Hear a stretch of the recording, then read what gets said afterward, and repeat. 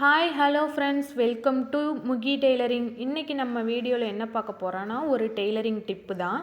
என்னென்னு பார்த்தீங்கன்னா, இன்ஸ்கர்ட் நம்ம ஸ்டிச் பண்ணும்போதோ இல்லை நீங்கள் பல்காக எடுத்து கார்மெண்ட்ஸ்க்கு தைச்சி கொடுப்பீங்க. அப்போ நம்மளுக்கு என்னென்னா, இந்த பட்டி ஜாயின் பண்ணுறது உள்ளேயும் பிசுறு தெரியாமல் வெளியிலையும் ஃபினிஷிங்கான ஒரு நீட்டான ஒரு ஃபினிஷிங் வரணும் அப்படின்னா அது எப்படி ஸ்டிச் பண்ணுறதுன்னு தான் பார்க்க போகிறோம். பாருங்கள், நான் ஃபஸ்ட்டு பட்டி எடுத்துக்கிட்டு அதோட எண்டில் ஒரு 1/4 இன்ச்சு அளவுக்கு மடிச்சுக்கிட்டேன். அதுக்கப்புறம் உங்களுக்கு தேவையான அளவு நாடாவை வெளியில் விட்டுட்டு அதை 2ஆக ஃபோல்டு பண்ணிக்கோங்க. பண்ணிவிட்டு இடுப்பு பக்கம் பாருங்கள், இடுப்பு பக்கம் ஒரு 1/4 இன்ச் அளவுக்கு கேப் விட்டுட்டு தள்ளி வச்சுக்கோங்க. அதை இப்போ அந்த பட்டி மேலே அப்படியே ஒரு ஃபோல்டிங் பண்ண போகிறோம். நம்ம பாருங்கள், இந்த மாதிரி பண்ணிவிட்டு ஸ்ட்ரெயிட் தையல் விட்டுக்கோங்க.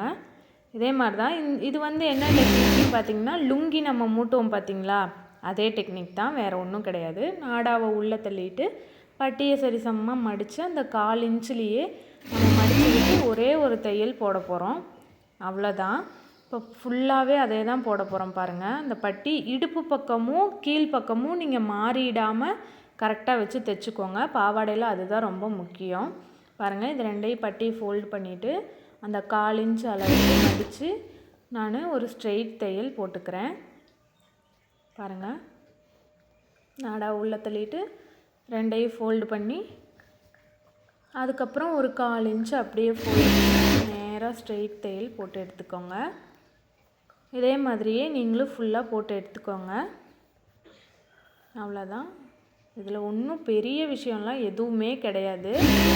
நம்மளுக்கு உள்ளுக்குள்ளேயும் பக்காவான ஃபினிஷிங் வரும், வெளியிலையும் அந்த அளவுக்கு ஃபினிஷிங் வரும்.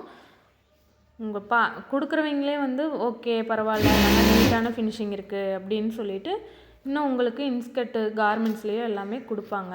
பாருங்கள், நான் இப்போ ஒரு 1/4 இன்ச் அளவுக்கு வெளியில் பட்டி அளவுக்கு விட்டுட்டு கட் பண்ணிக்கிட்டேன். இப்போ நம்ம ஸ்டார்டிங்கில் மடித்தோம் பார்த்திங்களா, அதே மாதிரியே ஒரு 1/4 இன்ச்சு உள்ளே மடித்து விட்டு மறுபடியும் அதே போலவே வச்சு தைச்சி நம்ம நாடா தேவையான அளவுக்கு கட் பண்ணிக்கிறோம். அவ்வளோதான். பாருங்கள், அவ்வளோதான்.